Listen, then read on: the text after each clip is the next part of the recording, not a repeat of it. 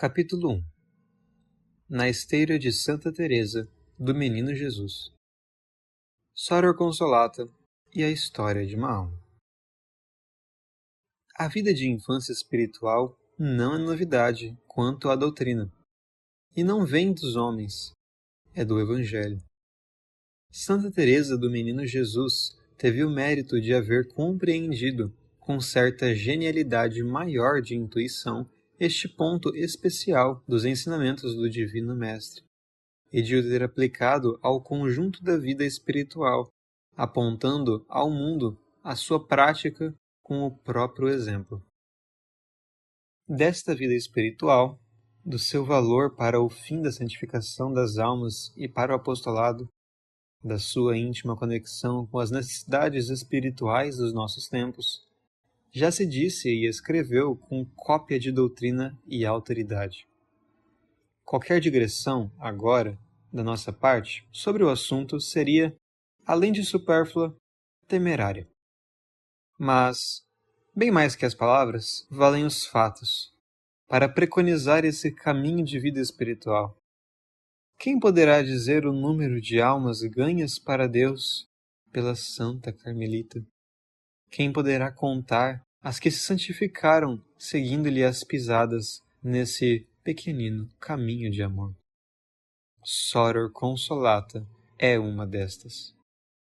Foi a leitura da História de uma Alma que fez nascer uma santa inquietação no espírito de Pierina, quando ela, quase criança ainda, ardia já em ânsias de se dar a Deus, mas não via claro o caminho que havia de seguir.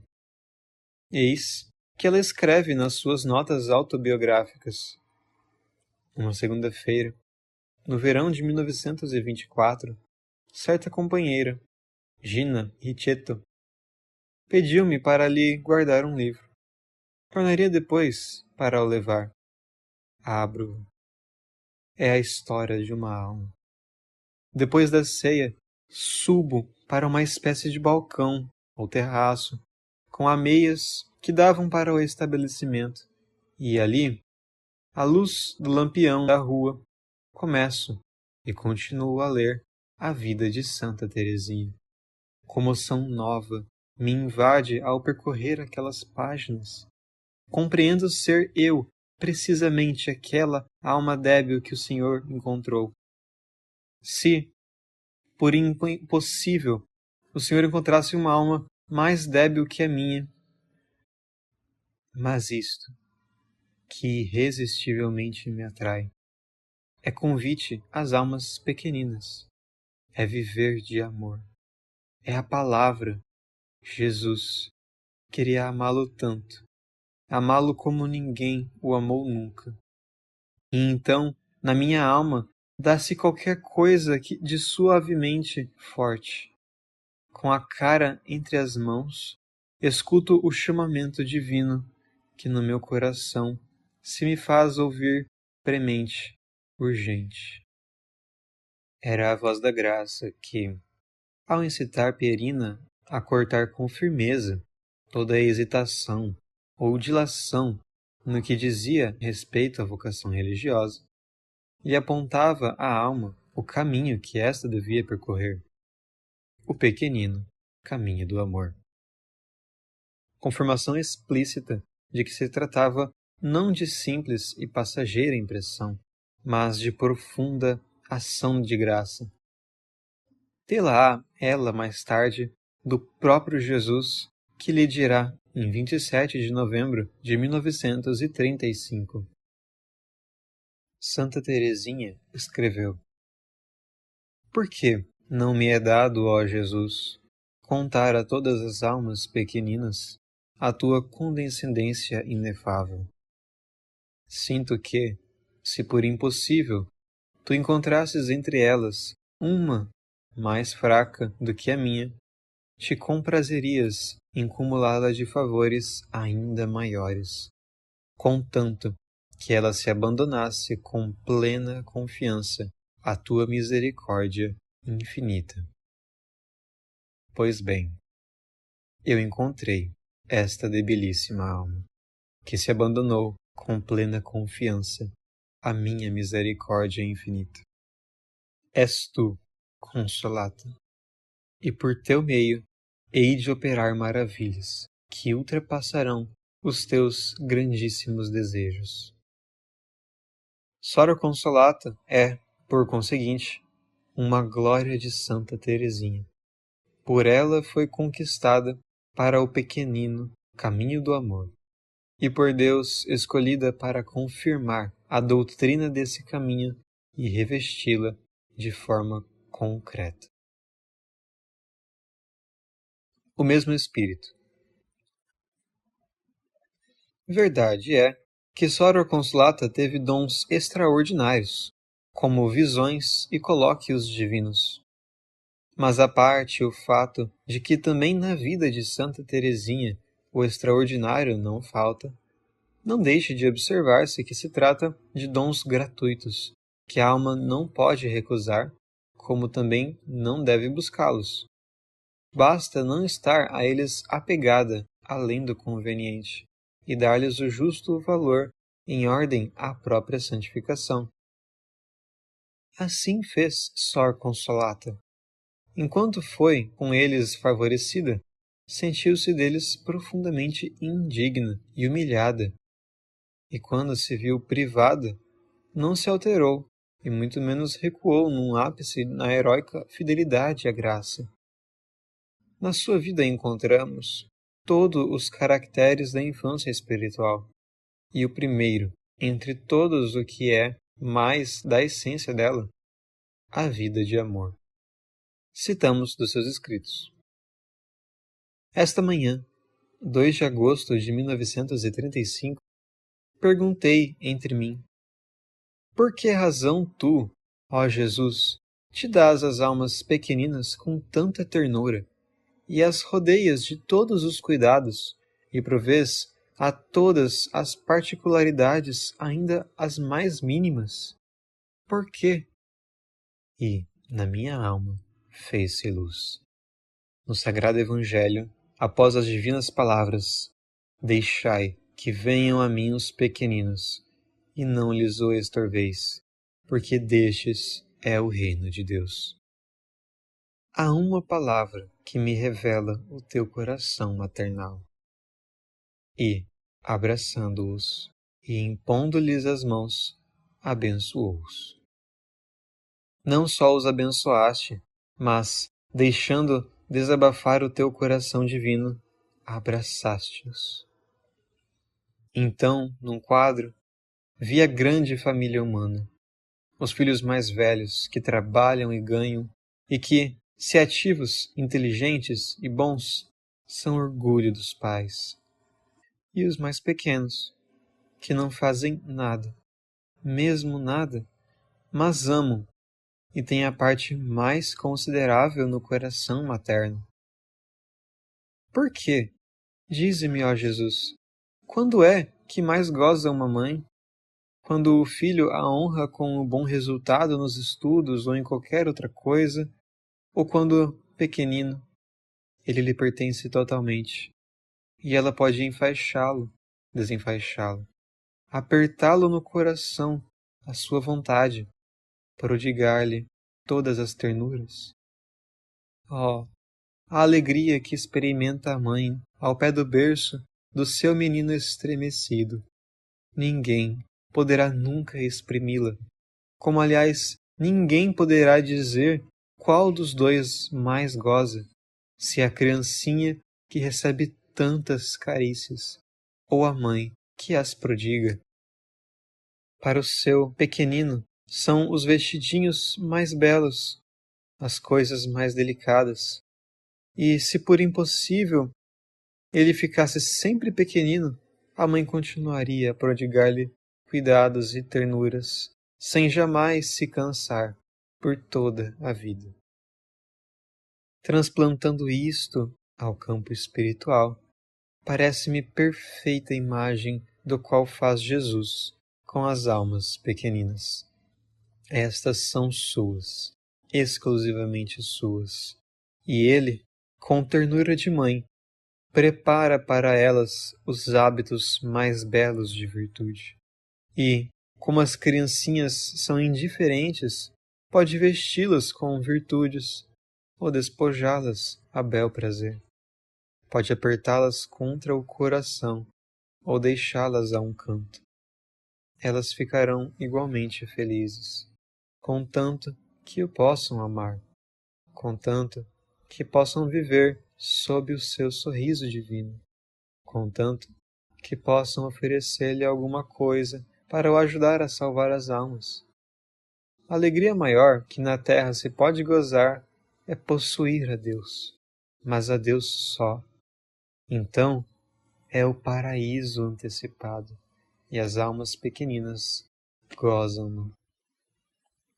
Por almas pequeninas devem entender-se não apenas as almas inocentes, qual foi a de Santa Teresinha, mas também as que, à força de amor, querem reparar e remir o tempo perdido. Sor Consolata não se esquece de nos fazer saber, incluindo-se a si mesma neste número. Quão bom é Jesus, e com que ternura maternal ele toma em seus braços divinos aqueles que ansiam conservar-se pequeninos em sua presença. Como se debruça sobre eles para saciar-lhe todos os desejos, para fazer-lhes todas as vontades, mesmo quando estas almas, ricas só de desejos, tiveram a suma desventura de ofender ao Senhor, como Consolata. Só Jesus sabe tudo esquecer, e compraz-se até em fazer superabundar a graça onde antes superabundou a culpa. Assim sucedeu com Sor Consolata, e assim sucederá com todas as almas, inocentes ou pecadoras, que quiserem segui-la no mesmo caminho do amor. Citaremos ainda, em confirmação deste seu enlevo pela santidade da infância espiritual, algumas anedotas de vida íntima caputinha, nas quais para o espírito do seráfico patriarca e se sente como que a fragrância das célebres florinhas de São Francisco. Um dia, veio à minha cela uma das aspirantes ao probandato pedir-me sandálias. Observei-lhe que, não estando habituada a usá-las, nos primeiros dias lhe fariam mal aos pés. Não só. Nós em casa somos pobres operários, a andar sempre de síbrite, chinelinhas. Não podia ser, e então de inverno andava sempre de tamancos. Mas disse-me essas palavras com tamanha expressão de convincente humildade que me comoveu. Se eu fosse rica, ter-lhe-ia metido nos pés todos os síbrite possíveis. E quando mais tarde a vi, como se usa entre nós pela novena de São Francisco, pedir à porta do coro a esmola de orações, para alcançar a graça de tirar proveito dos santos exercícios, ante seu tom humilde, suplicante e confiado, não pude conter-me, se não me inclinasse para ela e lhe dissesse: sim, pedirei ao Senhor que a faça uma grande santa. Naquele dia, compreendi por que é que o coração de Jesus se debruça com tão misericordiosa condescendência sobre os pequeninos, sobre os humildes. É porque a nossa fragilidade abala-o profundamente, e ele não pode resistir à nossa tão grande miséria. E como é rico, dá todos os síbrite possíveis. Uma tarde parei um pouco ao pé da horta e sentei-me num banco. Os pintainhos, tomando-me pela sua boa despenseira, rodearam-me logo, saltaram-me para o colo e depois puseram-se todos em fila, pousados nas costas do banco.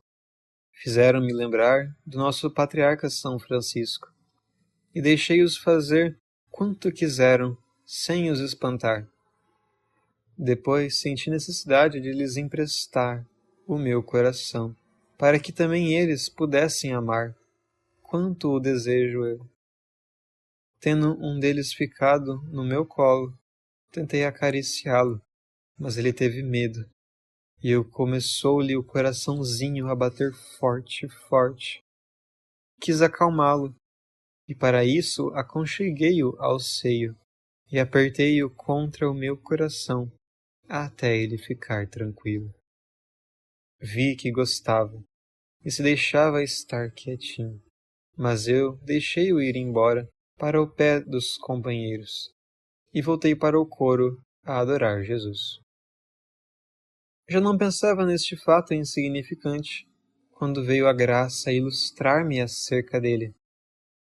Se a Consolata tinha tido compaixão do pobre pintainho, só porque o vira cheio de medo e tinha sentido necessidade de estreitá-lo ao coração para o tranquilizar, quanto mais compaixão pela minha pobre alma, a necessidade de me estreitar ao seu coração divino, não sentiria o coração de Jesus, que é coração humano. E como eu de manhã tinha cometido uma falta contra a caridade, e por isso me considerava indigna, veio-me outro pensamento que me confortou o espírito. Que mérito tinha aquele pintainho para eu chegar a estreitá-lo contra o coração, a acariciá-lo? Nenhum. A compaixão, simplesmente, é que me tinha levado àquilo. Pois bem, a mesma compaixão é que levava Jesus a vir para a minha pobre alma. Jesus, eu sou o teu pintainho. E pareceu-me natural subir até junto do seu coração e continuar ali, a amar. Aqui, nas Capuchinhas, Jesus está verdadeiramente à nossa disposição e vive-se junto do seu tabernáculo com uma familiaridade indescritível. Jesus deve gozar com isso, porque quando nas orações e devoções particulares nos aproximamos dele, ele arrebata-nos, faz-nos sentir a sua divina presença, por forma de todo em todo especial, íntima, afetuosa. Não sei, o aproximar-me do tabernáculo para rezar parecia-me coisa, no meu caso, um bocado farisaica para mim, que antes deveria imitar o pobre publicano do Evangelho. Mas uma suave imagem, onde se representava Jesus a acariciar as criancinhas, tirou-me todo o temor. Compreendi que não é só a alma que tem necessidade de orar junto de Jesus vivo. É também Jesus, o seu coração divino, que goza com ter-nos ao pé de si, sem tantas etiquetas, como as criancinhas da imagem que andavam à compita, a ver qual era capaz de se abraçar mais estreitamente com ele. Preferências divinas. Jesus, pela sua parte, intervinha não raro para confirmá-la nesses sentimentos e propósitos de infância espiritual. Já nas visões intelectuais de que era favorecida, sempre que Jesus a estreitava ao divino coração, via-se ela, ou melhor, via sua alma, em figura de criancinha de poucos anos. Vinham depois os divinos ensinamentos, acerca dos quais cedemos-lhes a ela a palavra.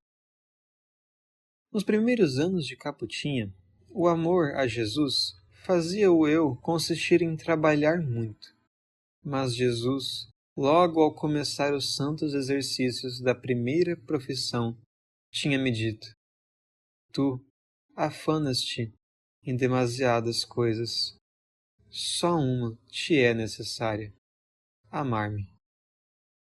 No Pentecostes de 1931, no coro durante a meditação, Jesus exigiu de mim um juramento. Copio-o. Ó Jesus, juro-te e creio firmemente que o caminho a seguir é para mim o caminho do amor. A ele completamente me abandono nele confio, e anulando todos os propósitos passados, de hoje até o último suspiro, confiando em ti, te prometo viver de amor, por meio de um incessante ato de amor, cumprindo tudo com amor, nada buscando, senão amor.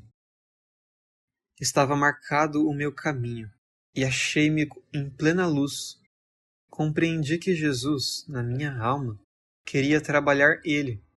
E de uma vez que me quiseram fazer adotar um método durante os santos exercícios, e Consolata quis dar ouvidos à criatura, o Criador desfez tudo, imergindo-me em trabalhos urgentes, a ponto de minha alma, pela leitura e reflexões, ter de escolher o tempo da noite, depois de matinas, e o que daí fiquei entendendo foi que tinha mais necessidade de amar que de pensar.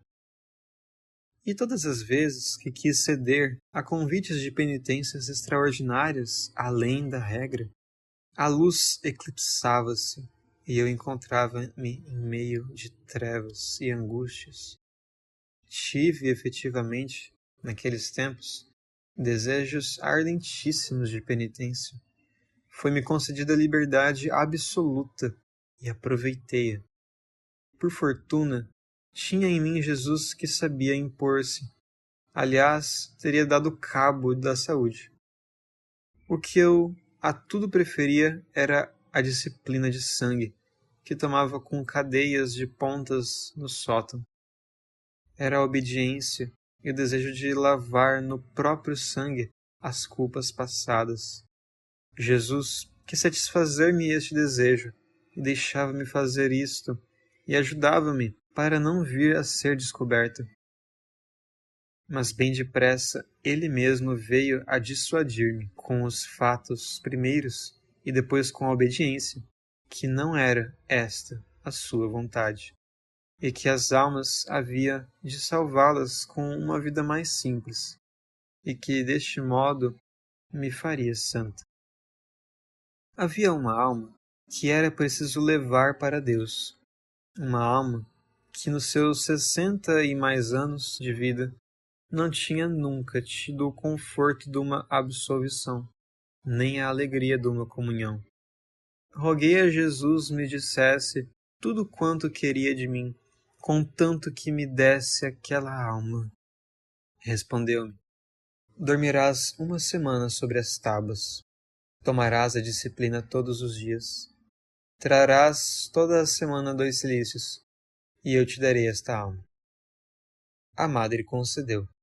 Se Jesus convertesse aquela alma, a Consolata teria continuado na vida das penitências extraordinárias. Se não, não. Na conversão daquela alma, a madre conheceria o querer divino a meu respeito. Chegou o dia estabelecido e esperado. Aquela alma declarou que não tinha medo do inferno, bem longe de converter-se. Naquela manhã mesma, entreguei à madre todos os instrumentos de penitência que possuía, para não mais os retomar. Derramei algumas lágrimas, porque Jesus tinha me enganado. Jesus tinha, mas permitido aquela humilhação para estabelecer-me definitivamente no caminho do amor. Aproximando-se do Santo Natal, 1934, apoderou-se de mim grande desejo de preparar-me com alguma penitência extraordinária, ao menos com o cilício. Jesus interveio. O cilício para vir ao encontro de mim seja não perder um ato de amor. Outra vez quis impor-me uma novena de mortificações na comida, para obter graça e bênçãos nos exercícios espirituais dados por um piedoso sacerdote. A consequência foi 20 dias de proibição do jejum de regra.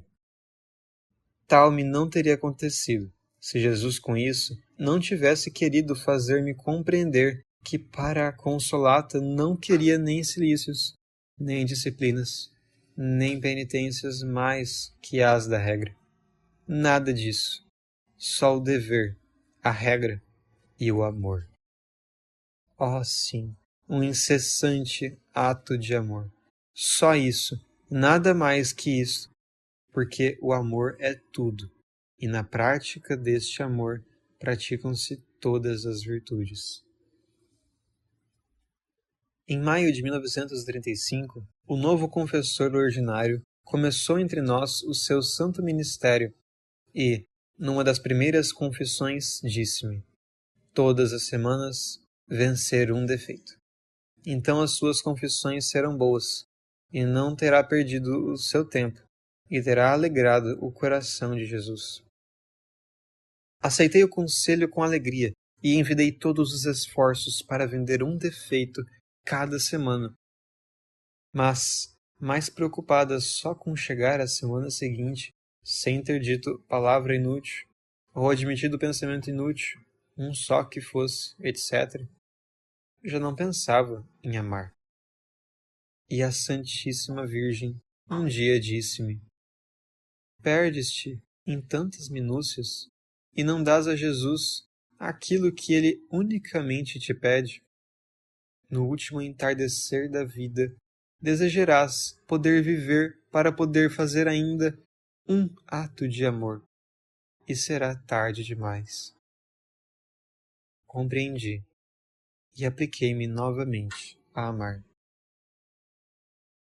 Uma noite, em meditação, senti-me invadir, direi, de violenta comoção, enquanto uma voz, que queria ser a divina, me profetizava dores, dores e mais dores.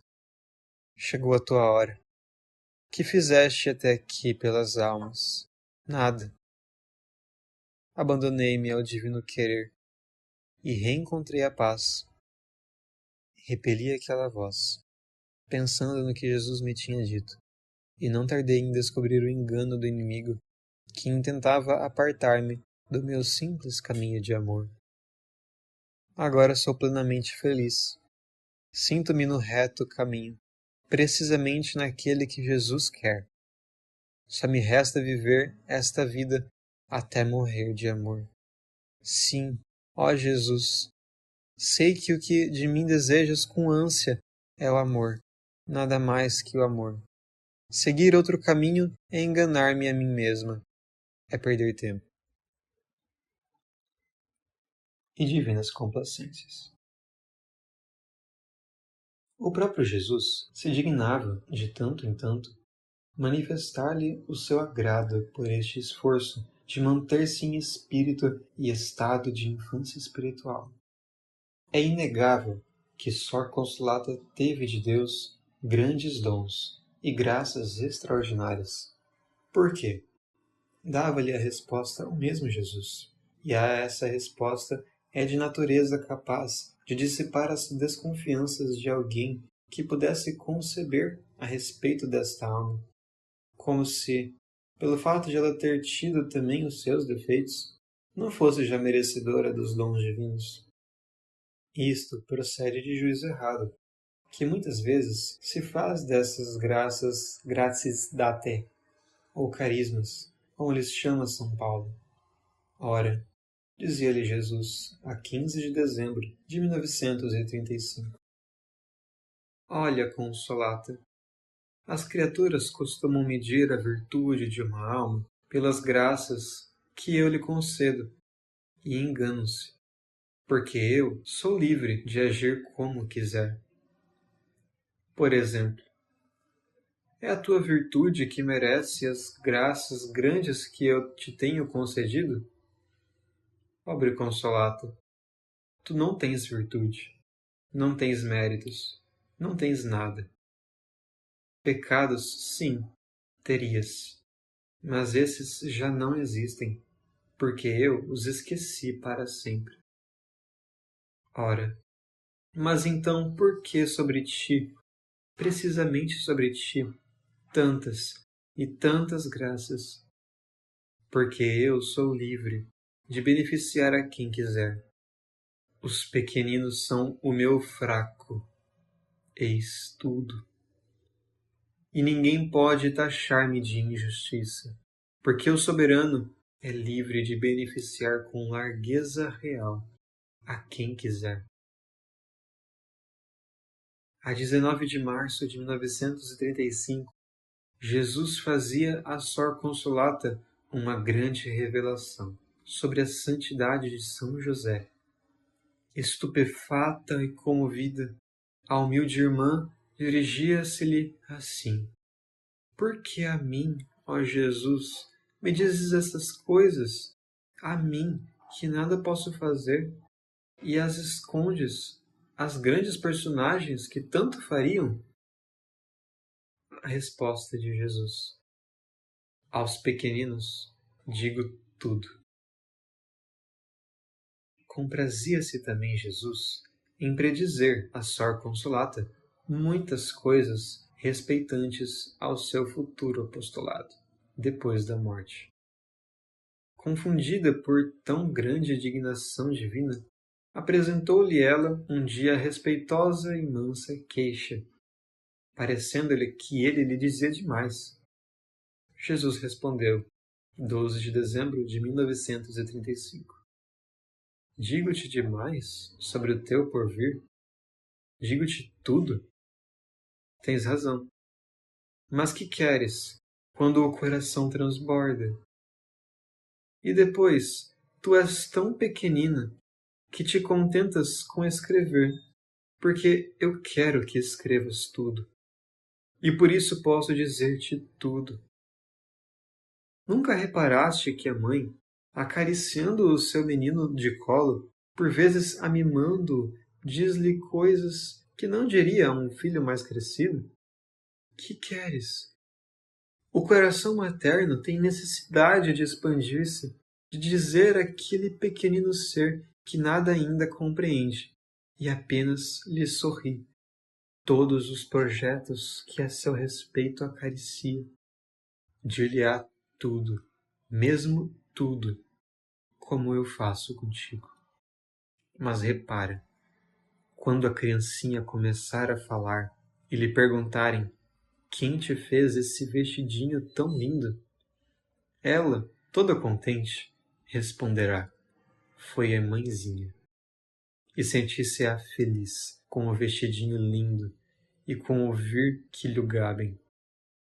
Vês a diferença que há entre as almas grandes e as almas pequeninas? Estas gozam com as virtudes de que se sentem ornadas, porque foi Deus quem lhe as deu. As outras escondem-nas com o medo de que a soberba lhes as roube, porque tiveram trabalho para as conseguir. Entendeste, Consolata? As almas pequeninas, digo eu, tudo. Elas não me roubam nada, e a mim só me referem louvor, honra e glória. Não era a primeira vez que Jesus usava a comparação da criancinha e do vestidinho para indicar que as almas pequeninas se abandonam confiadas à ação da graça.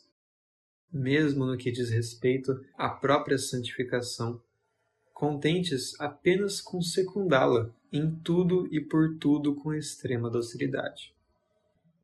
Com efeito, a 8 de outubro de 1935, dizia-lhe: Consolata, comprazo-me em ti, porque posso fazer em ti tudo o que quero, e porque eu faço, eu, tudo. Diz-me, tu sabes com quanto cuidado e amor faz a mãe o vestidinho para o seu menino? Põe mesmo nesse trabalho todo o coração. Ora, se o seu filhinho não lhe deixasse fazer, por querer fazer ele, por si mesmo, o vestidinho, contristaria a mãe. As confissões semanais de Sor Consolata, depois de ter padre espiritual, eram brevíssimas. Jesus não permitia que ela se expandisse com o confessor acerca do que de extraordinário sucedia na sua alma. E dava-lhe depois a razão, a qual deveria ser bem considerada por aqueles que, por princípio, se opõem a toda a nova manifestação misericordiosa do coração de Jesus. Dizia-lhe a 5 de dezembro de 1935. Sabes por que não te deixo desabafar com o confessor ordinário? Olha, eu deixo a todos livres, mas não forço a vontade.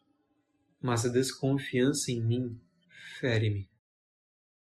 Não, eu não constranjo a crer nas minhas manifestações de misericórdia à força de milagres. Já na minha vida mortal, e lê-lo no Santo Evangelho, a condição para obter as minhas graças era sempre esta: se podes crer, tudo é possível ao que crê. Eis porque o que eu digo às almas pequeninas, de fé simples e íntegra, não o revelo às almas grandes. Não, não é culpa para elas, porque à vontade deixei-lhes livre, mas privam-se de tantas luzes. Entendes-me? Oh, sim, Sor Consolata entendia esta linguagem divina, e entendê-la-ão também todas as almas de fé simples e íntegra. Será bom também ter presente, a propósito de colóquios divinos, as seguintes declarações de Jesus a Sor Consolata, 9 de novembro de 1935. Se te mando escrever, é porque as minhas palavras farão muito fruto. Às vezes, parecem-te um pouco pueris os meus arrazoados, mas é porque tu és tão pequenina, e eu adapto a ti as minhas palavras. Mas lembra-te que qualquer palavra minha é espírito, é vida. Este modo de proceder de Jesus para com as almas pequeninas não deve maravilhar. Deus, observa São Francisco de Sales, é inocente com os inocentes, bom com os bons, cordial com os que são cordiais, terno com os que são ternos, e é, por vezes, levado por seu amor a usar para com as almas que por amorosa pureza se fazem diante dele criancinhas pequeninas, do doce trato de santas carícias. Mas até mesmo quando Jesus adapta o seu falar à pequenez da criatura, as suas palavras são verdadeiramente e sempre espírito e vida, pelos preciosos conceitos de vida espiritual que contém. Após um dia de extenuante fadiga, Sor Consolata pedia perdão a Jesus por ter sido absorvida pelo trabalho e, por isso, impedida no exercício contínuo do amor. Jesus, para confortá-la, disse: Olha, aquilo que para as almas grandes seria culpa, não é para as almas pequeninas. E tu és tão pequenina. Eu contrabalanço isso. Amei eu por ti. E portanto o dia todo conto-te como um ato contínuo de amor. Doutra vez, em resposta às orações dela pelo padre espiritual, ocupado então num curso de pregações, dizia-lhe, 16 de outubro de 1935. Sim, aquela pregação dará frutos abundantes de vida eterna. Que queres? Aos pequeninos tudo concedo. Tu não me negas nada a mim, e eu não nego nada a ti.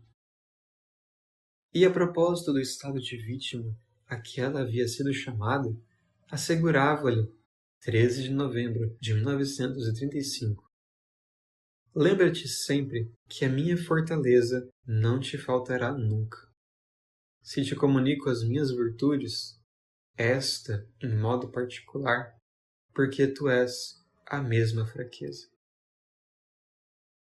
O que, portanto, atraía sobre Sor Consolata os olhares complacentes do Altíssimo e lhe merecia os favores divinos, era o espírito de infância espiritual. Era o ela sentir-se e fazer-se não só pequena, mas pequeníssimo ante o conspecto de Deus. Era este íntimo reconhecimento da própria fraqueza que a levava a tudo esperar de Jesus, que nela agia e lutava. Era o possuir o espírito de infância espiritual e eu viver nele plenamente.